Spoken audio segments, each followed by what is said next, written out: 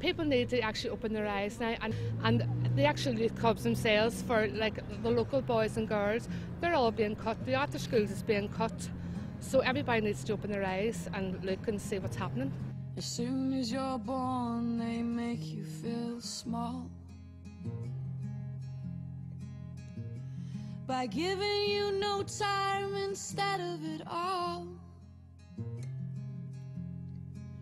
till the pain is so big you feel nothing at all. West Belfast has suffered 40 years of structural neglect, and the best way to alleviate that inequality is to organise and mobilise and to lobby on a consistent and a regular basis. I'm here today for my son. He's got ADHD and he's just started the group, and he doesn't go out, but now he's starting to go out on a Friday with a regroup, and that's maybe cancelled on him. I help out in a wee boxing club in Makalada, and it's going to affect us too. We take kids off the street and have them in there every night, so it's going to affect our wee boxing club too. I would be totally devastated if the cuts come along and my son has nowhere to go. It's going to affect me, it's going to affect my whole family, and it's going to affect my son, because he has achieved so much these last lot of years, and for him to go backwards instead of forwards wouldn't be good at all.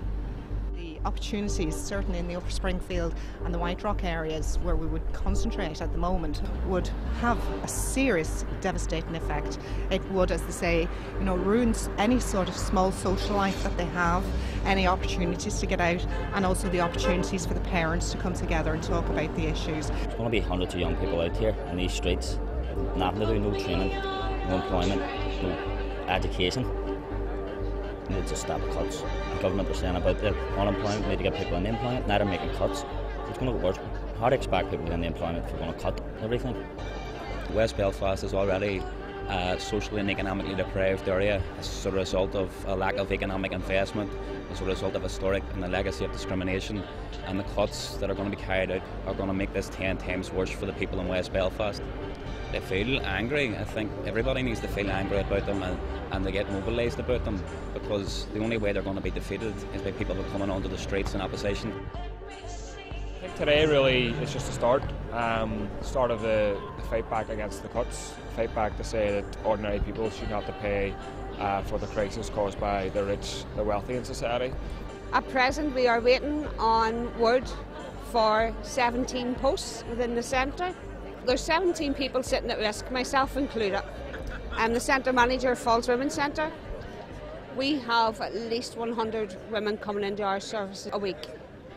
If you count that by 48 weeks of the year when we're opened, that's the number of women in this area that would lose access to vital services, which are childcare, training, education, employment, advice in terms of domestic violence, sexualised violence, benefits, housing, employment issues, right across the board. Parents are coming in day and daily worried about jobs, worried about coping, worried about their children, and if our services go, there'll be a large number of families and children who'll be a lot worse off, and I think it's the same for all the early years centres in the area and all the Irish Language Project. If we allow cuts by staff, 5% here, 5% there, a part-time youth worker here, a part-time administrator there, then slowly but surely those essential services are going to be eradicated. We need to be standing together, we need to be strategic about it, we need to be united about it, and we need to be showing a united front.